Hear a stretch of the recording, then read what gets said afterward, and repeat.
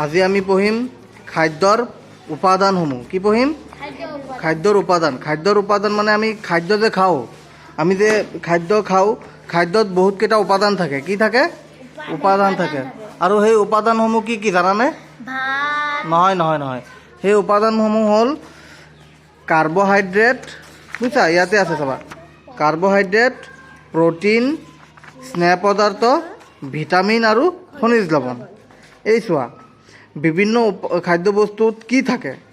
আমি জানো যে সাধাৰণতে প্ৰতি সাঁজ আহাৰ এবিধ বা বহুবিধ উপকৰণেৰে প্ৰস্তুত কৰা হয়, যিবোৰ আমি উদ্ভিদ বা পানীৰ পৰা পাওঁ। খাদ্য আমি সাধাৰণতে ক'ৰ পৰা পাওঁ? উদ্ভিদ আৰু প্ৰাণীৰ পৰা।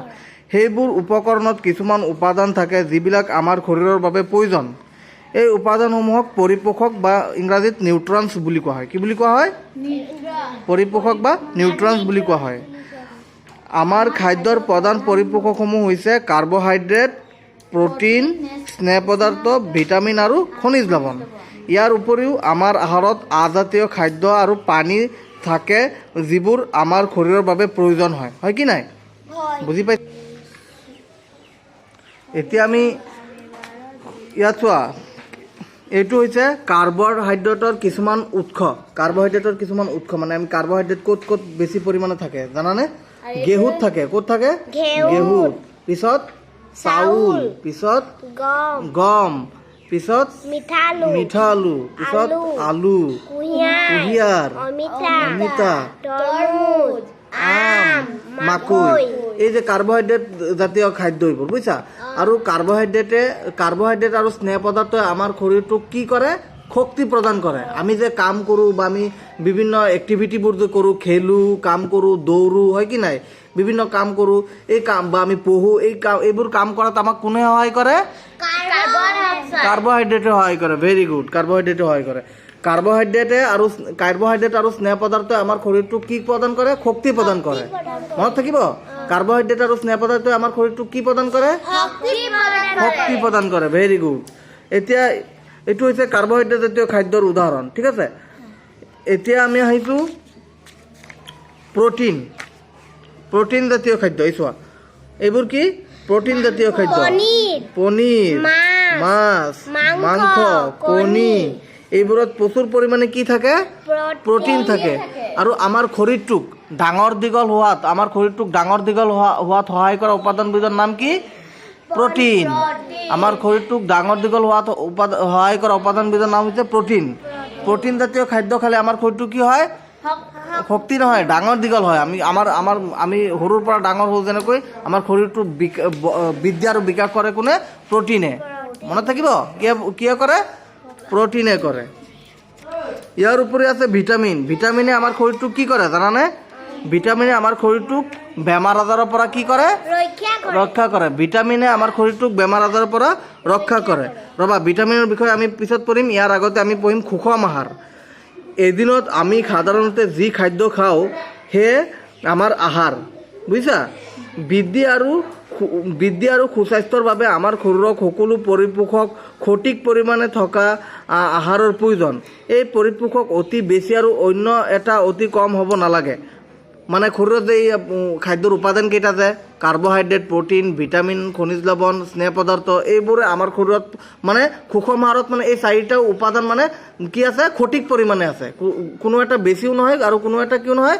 কমো নহয়। মানে এইটো সুষম আহাৰত এই খাদ্যৰ উপাদানকেইটা সঠিক পৰিমাণে থাকে। এদিনত আমি সাধাৰণতে যি খাদ্য খাওঁ সেয়ে আমাৰ আহাৰ। বৃদ্ধি আৰু সুস্বাস্থ্যৰ বাবে আমাৰ শৰীৰক সকলো পৰিপোষক সঠিক পৰিমাণে থকা আহাৰৰ প্ৰয়োজন। এই পৰিপোষক অতি বেছি আৰু অন্য এটা অতি কম হ'ব নালাগে। আহাৰত যথেষ্ট পৰিমাণে পানী আৰু আঁহ থাকিব লাগে। এনেধৰণৰ আহাৰকে সুষম আহাৰ, বেলেঞ্চ ডায়েট বুলি কোৱা হয়, বুজিছা? বিভিন্ন বয়সৰ মানুহৰ বাবে একে ধৰণৰ আহাৰৰ প্ৰয়োজন হ'ব বুলি তোমালোকে ভাবানে? একে ধৰণৰ আহাৰ প্ৰয়োজন নহ'বও পাৰে।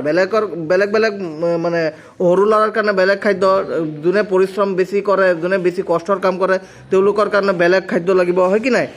আমাৰ প্ৰয়োজনীয় সুষম আহাৰ আমাৰ শাৰীৰিক পৰিশ্ৰমৰ ওপৰত নিৰ্ভৰ কৰে বুলি তোমালোকে বাৰু ভাবানে? তোমালোকে সপ্তাহটোত যিবিলাক বস্তু খোৱা তাৰ এখন তালিকা প্ৰস্তুত কৰা। দিনটোৰ ভিতৰত তোমালোকে খোৱা এটা বা তাতোধিক খাদ্যবস্তু সকলো পৰিপোষক আছেনে মন কৰা। মাহজাতীয় শস্য, এইটো মনত ৰাখিবা, মাহজাতীয় শস্য বাদাম সয়াবিন গজালি ওলোৱা বীজ মগু আৰু বুট কিন্ধন হোৱা খাদ্য যেনে কি এইটো ফাৰ্মেণ্টেড ফুড জেলেপি পঁইতা ভাত কল পালেং শাক বুটৰ গুড়ি গুড় সহজতে পোৱা শাক পাচলি আৰু অন্য তেনে খাদ্যই বিভিন্ন পৰিপোষকৰ যোগান ধৰে। সেইকাৰণে অতি খৰচী খাদ্য দ্ৰব্য অবিহনেও এজন ব্যক্তিয়ে সুষম আহাৰ পাব পাৰে। সুষম আহাৰ মানে বেলেঞ্চ ডায়েট যে আমি খাম সেইবোৰ বেছি দামী হ'ব লাগে এনেকুৱা কোনো কথা নাই। এইটো মানে কম দামী হ'ব পাৰে বা এইটো অতি কম খৰচী হ'ব পাৰে, বুজিছা। সঠিক খাদ্য খোৱাটোৱেই যথেষ্ট নহয়, খাদ্যবস্তুবোৰ যথাযথভাৱে ৰান্ধিব লাগে যাতে পৰিপোষকসমূহ নষ্ট নহয়। ৰন্ধন প্ৰণালী আৰু প্ৰস্তুত কৰাৰ সময়ত কিছুমান পৰিপোষক নষ্ট হয়, সেই কথা তোমালোকে জানানে? যদি শাক পাচলি আৰু ফল মূলসমূহ কটা বা বাকলি গুচোৱাৰ পাছত ধোৱা হয় তেন্তে কিছুমান ভিটামিন কি হৈ যায়, নাইকিয়া হৈ যায়, লোকচান হয়। বেছিভাগ শাক পাচলি আৰু ফল মূলৰ বাকলিত ভিটামিন আৰু খনিজ লৱণ থাকে। সেইদৰে বাৰে বাৰে চাউল দাইল আদি ধুলে তাত থকা ভিটামিন আৰু খনিজ লৱণ কি হৈ যায়, নাইকিয়া হৈ যায়। আমি সকলোৱে জানো যে ৰন্ধনে খাদ্যবস্তুবোৰৰ সোৱাদ বঢ়ায় আৰু সহজে হজম হোৱাত সহায় কৰে। একে সময়তে ৰন্ধনে কিছুমান পৰিপোষকৰ ক্ষতি সাধন কৰে। বেছি পানী দি ৰান্ধি অতিৰিক্ত পানীখিনি পেলাই দিলে বহু লাগতিয়াল প্ৰটিন আৰু বেছিভাগ খনিজ লৱণ নাইকিয়া হয়। ৰান্ধিলে তাপৰ প্ৰভাৱত খাদ্যৰ ভিটামিন চি সহজে নষ্ট হয়, বুজিছা। খাদ্যত যে ভিটামিন চিটো থাকে সেইটো বেছিকৈ মানে তপতালে বা বেছিকৈ ৰান্ধিলে সেই ভিটামিন চিটো কি হৈ যায়, সহজতে নাইকিয়া হৈ যায়। গুড। আমাৰ আহাৰত কেঁচা শাক পাচলি আৰু ফল মূল থকাটো উচিত হ'বনে? প্ৰজ্ঞানে ভাবিছে যে সকলো সময়তে খাবলৈ স্নেহ পদাৰ্থ থকা খাদ্যই উত্তম। এবাটি কাৰ্বহাইড্ৰেট থকা খাদ্যতকৈ এবাটি স্নেহ পদাৰ্থ থকা খাদ্যই বেছি শক্তি দিয়ে, নহয়নে? সেইকাৰণে সি কেৱল স্নেহ পদাৰ্থ সমৃদ্ধ খাদ্য, গাখীৰৰ খৰ, পায়স, পেৰা আৰু ভাজা খাদ্য যেনে চিংৰা আৰু লুচি খাইছিল। তোমালোকে ভাবানে যে প্ৰজ্ঞানে ক্ষুদ্ৰ আছিল? মানে কি কৈছে যে কাৰ্বহাইড্ৰেট আৰু স্নেহ পদাৰ্থ আমাৰ শৰীৰক শক্তি যোগায়। স্নেহ পদাৰ্থ মানে ফেট জাতীয় মানে বস্তু, মানে ফেট জাতীয় খাদ্য, মানে চৰ্বি থকা খাদ্য যেনে কি মাখন, বাটাৰ, আৰু ধৰি লোৱা যে তেলে ভজা বস্তুবোৰ, এইবোৰতো তাত প্ৰচুৰ পৰিমাণে চৰ্বি থাকে। সেইবোৰ যদি আমি বেছি পৰিমাণে গ্ৰহণ কৰোঁ বা বেছি পৰিমাণে খাওঁ তেতিয়া আমাৰ কি হ'ব জানানে? আমাৰ মেদ বাঢ়ি যাব। আমাৰ কি হৈ যাব? মেদ বহুলতে পেটটো ওলাই যাব পাৰে, পেটটো বাঢ়ি যায় মানুহৰ। কিছুমান মানুহৰ দেখা নহয় পেটটো শকত হৈ যায়, তেওঁলোকৰ মানে মেদ বাঢ়িছে। এইটো মানে বেছিকৈ চৰ্বিযুক্ত মানে খাদ্য গ্ৰহণ কৰিলে এনেকুৱা হোৱাৰ সম্ভাৱনা আছে। সেইকাৰণে তোমালোকে ভাবানে যে প্ৰজ্ঞান ক্ষুদ্ৰ আছিল? অৱশ্যই নহয়। অতি বেছি স্নেহ পদাৰ্থ বা চৰ্বি থকা খাদ্য খোৱাটো আমাৰ বাবে ক্ষতিকাৰক আৰু ইয়াৰ বাবে আমি মেদবহুলতাত ভুগিব পাৰোঁ, বুজিছা। মেদবহুলতাত আমি ভুগিব পাৰিম। এতিয়া আমি অভাৱজনিত ৰোগ মানে আমাৰ খাদ্যত থকা উপাদানবোৰ যদি আমি প্ৰচুৰ পৰিমাণে শুনা এইফালে চোৱা, খাদ্যত থকা পৰিপোষকসমূহ কাৰ্বহাইড্ৰেট, স্নেহ পদাৰ্থ, ভিটামিন আৰু খনিজ লৱণ এইকেইটা যদি আমাৰ অভাৱ ঘটে তেতিয়া আমাৰ অভাৱজনিত ৰোগ হয়। এই খাদ্যত থকা উপাদানবোৰৰ যদি অভাৱ ঘটে তেতিয়া অভাৱজনিত ৰোগ হয়। অভাৱজনিত ৰোগ বুলি ক'লে আমাৰ শৰীৰটোক বেমাৰ আজাৰৰ পৰা ৰক্ষা কৰা উপাদানবিধ ভিটামিন আছে নহয়। ভিটামিনৰ অভাৱ হ'লে আমাৰ শৰীৰত কি হ'ব পাৰে? অভাৱজনিত ৰোগ হ'ব পাৰে। ইয়াত চোৱা, ভিটামিন এৰ অভাৱত দৃষ্টিশক্তি কমি যায়, দুৰ্বল দৃষ্টি, কুকুৰিকণা হৈ যায়, মানে ৰাতি নেদেখে। কুকুৰিকণা মানে কি? ৰাতি নেদেখে, দিনতহে দেখা পায়, ৰাতি নেদেখে। আৰু সেইটো ভিটামিন এৰ অভাৱত হয়, মানে দৃষ্টিশক্তিটো আমাৰ কমি যায়, বুজিছা। আৰু ভিটামিন এ ক'ত প্ৰচুৰ পৰিমাণে পোৱা যায়? সেউজীয়া শাক পাচলি আৰু ফল মূলত। ভিটামিন এটো ক'ত পোৱা যায়?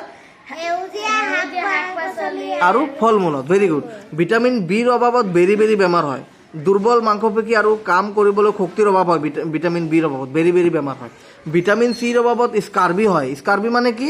দাঁতৰ আলুৰ পৰা তেজ ওলোৱা আৰু ঘাঁ শুকাবলৈ বহুত সময় লাগে। ভিটামিন চিৰ অভাৱত স্কাৰ্বি বেমাৰ হয় ভিটামিন চিৰ অভাৱত, মনত ৰাখিবা। ভিটামিন ডিৰ অভাৱত কি হয়? ৰিকেট বেমাৰ হয়, হাড় ঠুনুকা হোৱা আৰু বেকা হৈ যায়। কেতিয়াবা দেখা নহয় ল'ৰা ছোৱালীৰ সৰু কালত হাড়টো বেকা হৈ থাকে, ভৰিটো অকণমান বেকা হৈ থাকে, সেইটো ভিটামিন ডিৰ অভাৱত হয়। ৰিকেট বেমাৰ সেইটো ভিটামিন ডিৰ অভাৱত হয়। কেলছিয়ামৰ অভাৱত কি হয়? হাড় আৰু দাঁত ক্ষয় হয়, দুৰ্বল হাড় আৰু দাঁতৰ ক্ষয় হোৱা হয় কেলছিয়ামৰ অভাৱ হ'লে।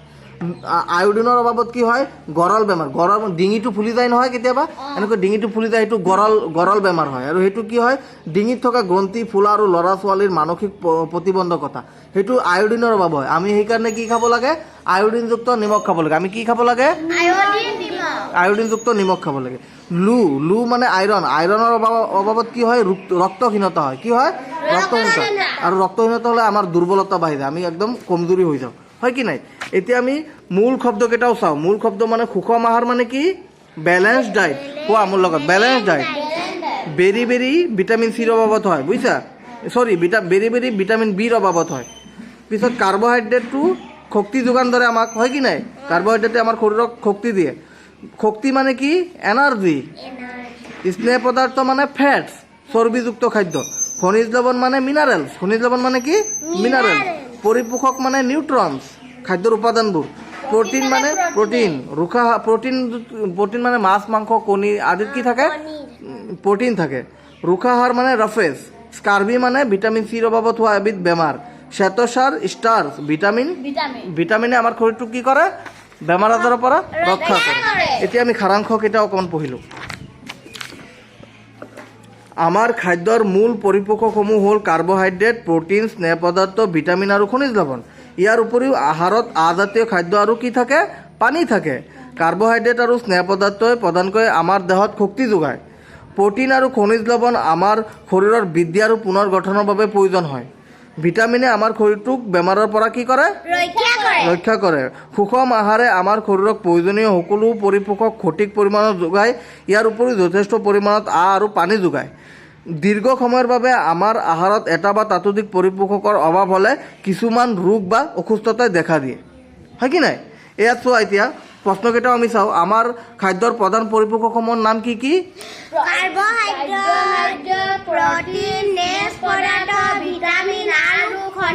Very good girls. তলত দিয়া বোৰৰ নাম উল্লেখ কৰা। আমাৰ শৰীৰত শক্তি যোগান ধৰা প্ৰধান পৰিপোষকসমূহ কি কোৱাচোন? কাৰ্বহাইড্ৰেট আৰু স্নেহ পদাৰ্থ। আমাৰ শৰীৰক শক্তি যোগান ধৰা প্ৰধান পৰিপোষক কাৰ্বহাইড্ৰেট আৰু স্নেহ পদাৰ্থ। আমাৰ শৰীৰৰ বৃদ্ধি আৰু ইয়াৰ পুনৰ গঠনৰ বাবে প্ৰয়োজন হোৱা পৰিপোষকসমূহ প্ৰটিন। কি? প্ৰটিন। দৃষ্টিশক্তি ভালে ৰাখিবলৈ প্ৰয়োজন হোৱা ভিটামিন এ। Very good. হাড় সুস্থ ৰাখিবলৈ প্ৰয়োজন হোৱা খনিজ পদাৰ্থবিধ কেলছিয়াম। হাড় সুস্থ ৰাখিবলৈ প্ৰয়োজন হোৱা খনিজ পদাৰ্থবিধ হ'ল কেলছিয়াম। পিছত ইয়াত চোৱা খালী ঠাইকেইটা। ভিটামিন ডিৰ অভাৱত ৰিকেট বেমাৰ হয়। কি বেমাৰ হয়? ভিটামিন বিৰ অভাৱত বেৰি বেৰি নামৰ এবিধ কি হয়? বেমাৰ হয়। ভিটামিন চিৰ অভাৱত এটা বেমাৰ হয় যাক স্কাৰ্বি বুলি কোৱা হয়। আমাৰ খাদ্যত ভিটামিন এৰ অভাৱ বা আমাৰ খাদ্যত ভিটামিন এৰ অভাৱত কি বেমাৰ হয়? কুকুৰি কণা ৰোগ হয়। Good girl.